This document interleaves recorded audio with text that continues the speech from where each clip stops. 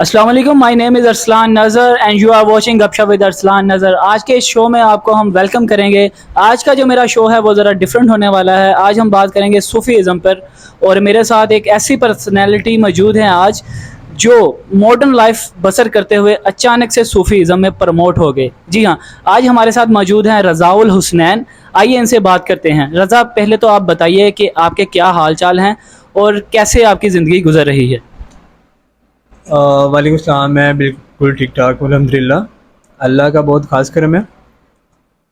Basically ये है कि मेरी लाइफ जो है एक, आपको लुक वाइज भी लग रहा होगा शायद मैं एक नॉर्मल लाइफ नहीं गुजार रहा हूँ। ठीक है, आम लोगों की तरह मेरी लाइफ नहीं है। मेरा गेटअप कुछ ऐसा है।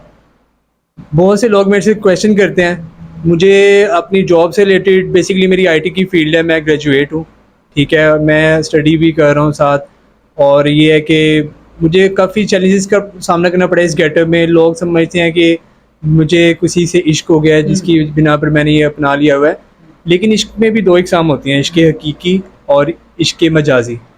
ठीक है, ये लोगों को समझाना तो काफ़ी मुश्किल काम होता है।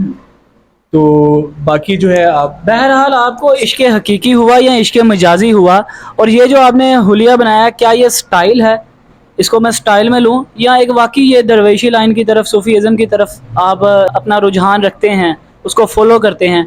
और इस रुझान की वजह क्या है? आप किस चीज़ से इंस्पायर हुए और इस फील्ड में आए? थी मुझे किसी शख्स की तलाश, वाह तो मैंने खुद ही का इंतखाब किया। वाह वाह वाह। इसमें दो चीज़ें आ जाती हैं, इश्क मजाजी और इश्क हकीकी। सही। ठीक है, हमारी लाइफ स्टार्ट होती है, बचपना होता है। ठीक है, बहुत सी चीज़ें देखते हैं हम, नई दुनिया होती है हमारे लिए। उसमें बंदा स्टार्ट में ही होता है कि इश्क मजाजी में गुम हो जाता है। सही। उसमें बहुत सी चीज़ें आपको सीखने को मिलती है, लेकिन वो रियलिटी नहीं होती, वो एक टेम्परेरी चीज़ होती है जो एक हद तक ख़त्म हो जाती है। और इश्क हकीकी ऐसे ऐसा इश्क है जिसकी मुद्दत नहीं है, वो ख़त्म नहीं हो सकता, वो ताहयात है, वही इश्क हकीकी है। यानी कि आप इश्क हकीकी की तरफ माइल हो चुके हैं। बिल्कुल बिल्कुल, ये भी करम होता है किसी किसी पे। तो मुझे मुझे मतलब खुदा का शुक्र है कि मुझे ये चीज़ समझने की तौफीक अता हुई है और मैं इसको ऑब्जर्व भी कर रहा हूँ। ठीक है, और साथ साथ मैं अपनी प्रोफेशनल लाइफ को भी लेके चल रहा हूँ। अच्छा, प्रोफेशनल लाइफ, जैसे कि आपने बताया कि आपका आईटी से ताल्लुक़ है और वहाँ लाहौर में आप जॉब कर रहे हैं, किसी इंस्टीट्यूट में आप जॉब कर रहे हैं, तो वहाँ ये गेटअप के साथ आपको बैठने देते हैं, क्या मुश्किलात पेश आती हैं ये भी बताएं।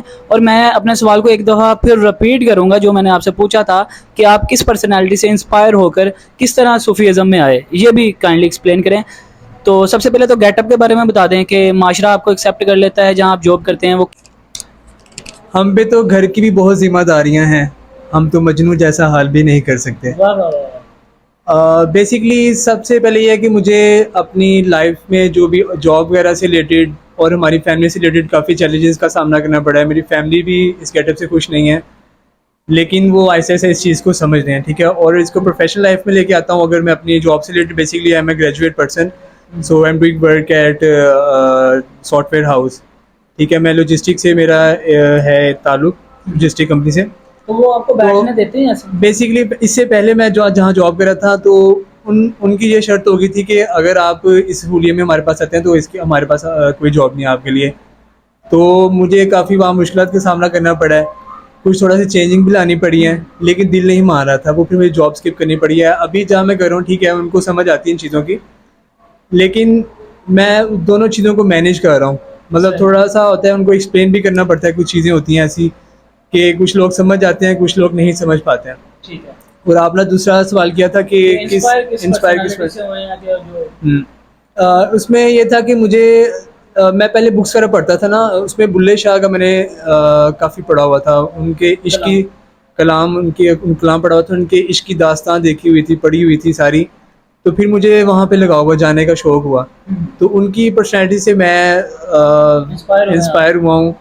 और मुझे वहाँ जाके ऐसा फील हुआ कि मुझे में एक रूहानियत सी आती है। ठीक है, मैं इन चीज़ों को ऑब्जर्व कर सकता हूँ।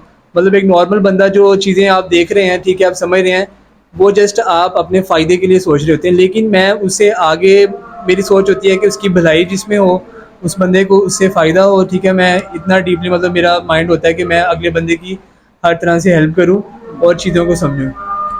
तो ये दरबार वगैरह पे भी आप जाकर बैठते हैं? नहीं नहीं, ऐसा नहीं है। क्योंकि मैंने बताया ना कि मैंने अपनी प्रोफेशनल लाइफ को लेके भी चलना होता है साथ साथ, ये चीज़ें होती हैं। उसमें यह है कि मैं कुछ महफिलें वगैरह अटेंड कर लेता हूँ, ठीक है। कोई कवाली वगैरह हो गई है, जिस तरह इस तरह के कुछ प्रोग्राम्स वगैरह होते हैं।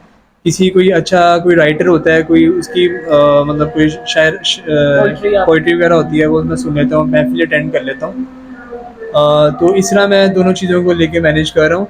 लेकिन ये है कि इसमें मैंने देखा है कि कुछ लोग होते हैं वो अपनी पूरी लाइफ मतलब इस गेटअप में गुजार देते हैं, ठीक है। वो उनका कोई अता पता नहीं होता है, घर वालों को नहीं पता होता है, लेकिन वो चीज़ सही नहीं, आई थिंक सो। दोनों चीज़ों को मद्देनजर रखना होता है। सही। तो काइंडली आप ये भी बताइएगा कि सूफ़ीज़्म की इब्तिदा आपकी कहाँ से हुई, और ये भी बताइएगा कि आप क्या इंतहा के दर्जे तक पहुँच चुके हैं या अभी दरमियान में हैं, या ये क्या इसके रैंक है, किस तरह आप इसको जज करते हैं, ये भी आप बताइएगा। अच्छा, ये इस चीज़ को आप भी नहीं जज कर पाएंगे, कोई भी जज नहीं कर पाएगा, ठीक है। मुझे भी नहीं पता मैं किस मकाम पे हूँ, लेकिन इतना पता है कि एक गुनाहगार बंदा बैठा हुआ है, ठीक है, गलतियाँ करता है, अभी तक गलतियाँ कर रहा है। तो इंसान तो वैसे भी गलतियों का एक पुतला होता है,